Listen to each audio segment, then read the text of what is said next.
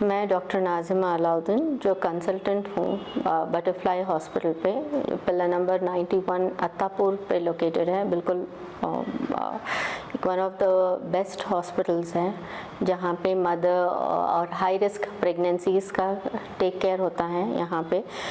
अब high risk pregnancies में कई चीज़ें आती हैं। नॉर्मल प्रेगनेंसी में तो वो होती है जिसमें आपको शुगर नहीं है, पेशेंट को ब्लड प्रेशर नहीं है, थायराइड नहीं है, या कोई भी ऐसा प्रॉब्लम नहीं है, सीधी सीधी प्रेगनेंसी है, तो वो नॉर्मल प्रेगनेंसी होती है। ऐसे अगर कोई चीज़ें आ गए कि प्रेगनेंसी के साथ बीपी आना, प्रेगनेंसी के साथ शुगर आना, प्रेगनेंसी के साथ थायराइड का होना और प्रेगनेंसी के साथ कुछ लिवर डिजीज़ आना, ये सारी चीज़ें एक हाई रिस्क प्रेगनेंसी में जाते हैं। तो आज मैं आप लोगों को प्रेगनेंसी के साथ जो शुगर आती है उस चीज़ के बारे में मैं बोलना चाह रही हूँ। कई सारे ऐसे हमारे लेडीज़ हैं जो है सो प्रेगनेंसी के पहले उनको ना बीपी रहता है, ना शुगर रहता है, ना थायराइड रहता है, लेकिन जैसा प्रेगनेंसी शुरू होती, थोड़ा सा प्रेगनेंसी के 3 मंथ्स हो गए हैं या 4-5th मंथ हो गए हैं, तो जब हम डिटेक्ट करते कि उनके पास शुगर आ रही, बीपी आ रहा या थायराइड आ रहा। तो आज मैं सिर्फ उन पेशेंट्स के बारे में बात करना चाह रही हूँ जिन पेशेंट्स को प्रेगनेंसी के दौरान में शुगर आ जाती है, उनके बारे में। तो शुगर से क्या क्या कॉम्प्लिकेशंस एक प्रेग्नेंट पेशेंट को भी होते हैं और बेबी को भी होते हैं। इसमें ये होता है कि जब पेशेंट आते हैं, फर्स्ट टाइम पे जब पेशेंट आए तो हम ये देखते हैं कि भाई उनको थायराइड है नहीं है, शुगर टेस्ट कराते हैं। पूरे ब्लड टेस्ट कराना बहुत ज़रूरी होता है इन लोगों को, क्योंकि अगर कुछ भी प्रॉब्लम है तो फर्स्ट मंथ में हम डिटेक्ट कर लेते हैं कि कुछ है या नहीं। फिर फर्स्ट 3 मंथ्स होने के बाद से फिर से रिपीट करते हैं। ये ऐसा क्यों होता है? क्योंकि नॉर्मली जो लेडीज़ रहते हैं उनको कोई बॉडी में ऐसा कोई स्ट्रेस नहीं रहता।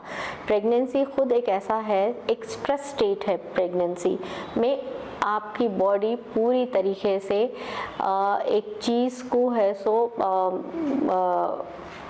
सपोर्ट कर रही, एक प्रेगनेंसी को सपोर्ट कर रही है, एक बेबी को सपोर्ट कर रही, उसमें आके थोड़े ऐसे चीज़ें रहते हैं जिसकी वजह से आपके हार्मोनल इम्बैलेंस होने की वजह से आपकी बॉडी या तो बीपी होना या तो शुगर होना। तो आज सिर्फ शुगर पे बात करेंगे। जो अपन ये बताते हैं कि बेबी को ग़िज़ा पहुंचने का ज़रिया है माँ के खून के ज़रिए से, और बच्चे को पहुंचने का ज़रिया है वो आंवल, जो प्लासेंटा बोलते हैं, उसी के ज़रिए से हम बच्चे को ग़िज़ा, पानी सब कुछ जाता है, उसी से वो बड़ा होता है, उसी से है सो पूरे माँ जो भी खाए वो न्यूट्रिएंट्स उसी के दौरान से जाते हैं।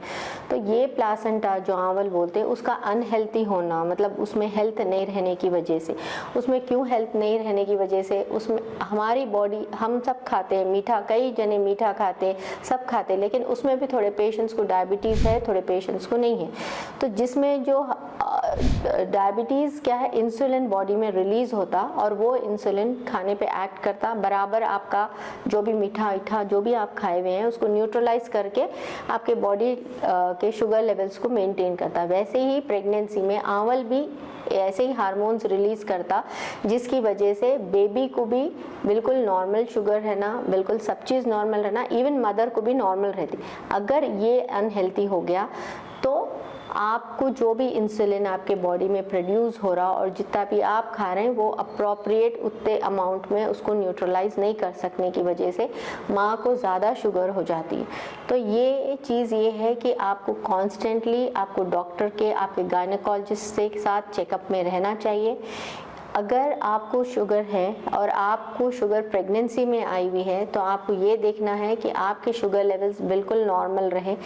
ऐसा खाने से पहले का जो आप FBS बोलते हैं वो 90 के रेंज में रहे, खाने के बाद का जो आपको 110, 120 ही रहे।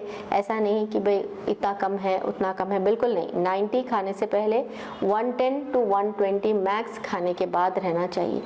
अब ये चीज़ अगर आ रही है प्रेगनेंसी में तो अपन ये देखना है कि मेडिकेशन लेके, आपके डॉक्टर से एडवाइस लेके, आप ऐसा नहीं कि आज आप डॉक्टर के पास विज़िट करें, 1 मंथ के बाद विज़िट करें, नहीं। आप बिल्कुल डॉक्टर के साथ कॉन्स्टेंटली क्लोज रिलेशनशिप में, जैसा भी अगर आपको डॉक्टर बोलते हैं 15 डेज़ में आना है तो 15 डेज़ में जाना है, 8 डेज़ में आना है 8 डेज़ में जाना है, तो आपकी शुगर लेवल मॉनिटरिंग्स होना चाहिए। कई बार ऐसा होता कि आपको घर पे रख के हम मेडिकेशन यहाँ से लिख के आपको दे दिए कि भाई ये चीज़ है, आप घर पे मॉनिटर कर लो, नहीं, आपको एक आध बार हॉस्पिटल में एडमिट होना पड़ता ताकि हम आपको ये देख सके कि आपको टैबलेट से कंट्रोल कर सकते हम या इंसुलिन दे के कंट्रोल कर सकते।